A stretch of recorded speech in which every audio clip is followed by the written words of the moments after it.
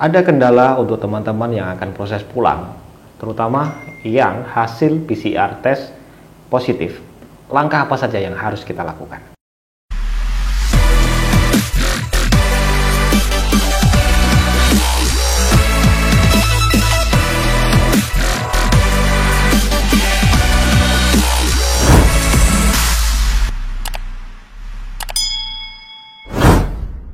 Halo gengku, assalamualaikum warahmatullahi wabarakatuh. Salam sejahtera untuk kita semuanya. Welcome back to my channel Faro BMI. Oke geng, di video ini saya akan menginformasikan, saya ingin mengupdate informasi tentang kendala-kendala yang teman-teman alami yang masuk di DM saya atau inbox Facebook dan lain sebagainya tentang langkah apa saja yang harus dilakukan kalau hasil PCR test COVID test kita dinyatakan positif.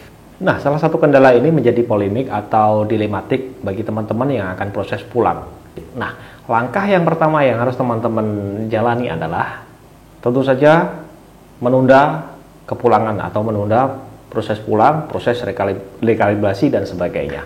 Nah, selanjutnya langkah yang harus kita lalui adalah karantina mandiri di rumah bagi yang tanpa gejala atau kasus positif COVID tanpa gejala. Karantina selama 14 hari untuk hasil positif PCR test. Nah, di waktu karantina itu mungkin dalam waktu 24 jam atau sampai 3 hari, pihak GGM akan menelpon kita, menanyakan, mengecek kondisi gimana, kemudian tinggal di mana, dan lain sebagainya.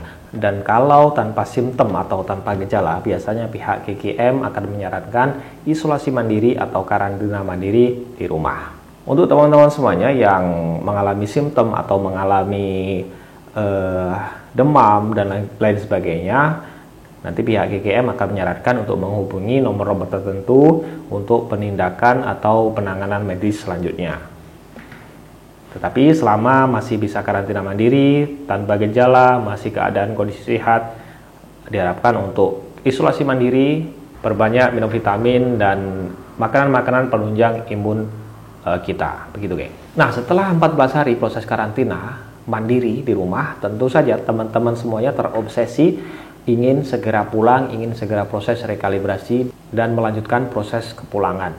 Nah, tapi perlu teman-teman semuanya ketahui, perlu teman-teman semua pahami, untuk kasus positif COVID-19 ini harus benar-benar negatif, harus benar-benar mendapatkan PCR report yang negatif baru bisa proses pulang.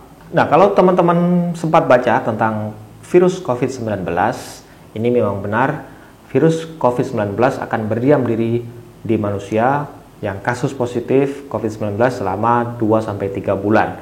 Nah, ini ada satu pertanyaan besar untuk teman-teman, kerisauan besar, apakah nanti setelah waktu karantina saya buat PCR kemudian negatif lagi? Sebelum melangkah dalam proses kepulangan, perlu juga teman-teman ketahui, silahkan cek hasil PCR test yang terakhir teman-teman dinyatakan positif, apakah CT value teman-teman semuanya berada di level aman. CT value, kalau teman semua bisa cek, CT value ada di kolom paling tengah, seperti ini. Nah, ini penting sekali, perlu teman-teman ketahui, CT value terakhir yang dinyatakan positif, apakah melebihi dari angka 30-35 ke atas. Nah, ini sangat berpengaruh penting sekali teman-teman. Kalau CT value teman-teman ini berada di angka 30 ke bawah, ini berarti jangan paksakan untuk proses pulang dulu. Karena kebanyakan yang CT value berada di angka 30 ke bawah, kemungkinan setelah 14 hari karantina, kalau mau buat PCR test lagi, ini masih positif. Jadi teman-teman semuanya perlu simak, perlu pahami, kalau hasil PCR test kita yang nyatakan positif, CT value berada di level 30-35 ke atas, berarti aman. Itu artinya sebagian besar kalau membuat PCR test lagi akan menjadi negatif. Dan sebaliknya, kalau CT value berada di level 30 ke bawah, meskipun teman-teman membuat PCR, nanti hasilnya akan menjadi positif lagi. Dan artinya teman-teman tidak bisa melanjutkan proses pulangan, rekalibrasi atau proses balik. Karena pihak pelabuhan, pihak bandara, dan pihak karantina di Indonesia ini memang benar-benar menerima hasil PCR test yang negatif.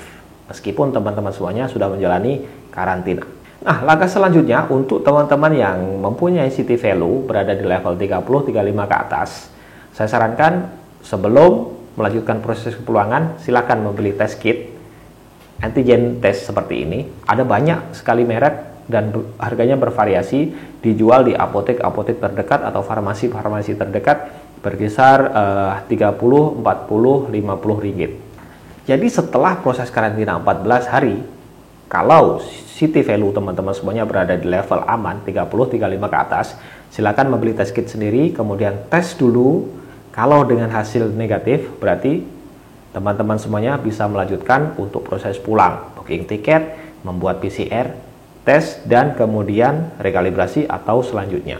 Dan sebaliknya, saya sarankan kalau city value teman-teman semuanya berada di level rendah 30 ke bawah, saya sarankan jangan proses pulang apa-apa dulu, karena otomatis akan membuang biaya, membuang energi, dan tentu saja mengalami kerugian. Jadi intinya geng, bacaan city value ini sangat berpengaruh sekali untuk langkah-langkah yang harus kita ambil ke depannya dalam proses kepulangan, begitu geng. Dan saya juga berpesan kepada teman-teman semuanya, meskipun mengalami musibah ini dinyatakan positif, dan sekali lagi jangan paksakan untuk membuat PCR test palsu. Silahkan ikuti prosesnya, ikuti prosedurnya, jangan paksakan untuk membuat PCR test palsu. Oke, kita bicara sekarang kalau lewat pelabuhan, mungkin bisa aman, bisa lepas di pelabuhan. Tetapi perlu teman-teman semuanya ketahui, di Batam atau di Indonesia, di pusat karantina akan dilakukan PCR test lagi. PCR test pertama dan PCR test kedua. Di situ tidak bisa dibohongi, pasti akan terdeteksi kalau kita menggunakan PCR test palsu. Dan perlu juga teman-teman semuanya ketahui, PCR test palsu adalah menyalahi undang-undang dan bisa dipidanakan maksimal 1 tahun penjara, begitu geng. Jadi saya sarankan ikuti prosesnya, ikuti prosedurnya, jangan sekali-sekali menggunakan atau memaksakan untuk membuat PCR test palsu. Intinya pihak pelabuhan dan pihak karantina di Indonesia ini hanya bisa menerima untuk hasil PCR test yang negatif, begitu geng. Oke, sedikit sharing saya, semoga bermanfaat. Tolong share ke sosial media teman-teman semuanya kalau informasi ini, kalau sharing saya ini bermanfaat. Dan untuk teman-teman yang baru saja menemukan channel Faro BMI, silahkan dilihat dulu komposisi videonya. Jangan lupa juga ditekan tombol like, komen, dan subscribe-nya, karena subscribe itu gratis geng. Karena subscribe gengnya semuanya itu membuat kami lebih semangat lagi untuk sharing, berbagi informasi tentang DKI, info kepulangan dari Malaysia kami fokuskan. Jangan lupa juga follow Instagram atau fanspage kami di sini Faro BMI untuk mengetahui informasi terkini, informasi terupdate seputar buruh migran Indonesia. Saya akhiri video ini, ada kurang lebihnya saya Faro BMI mohon maaf yang sebesar-besarnya. See you in the next vlog. Assalamualaikum warahmatullahi wabarakatuh.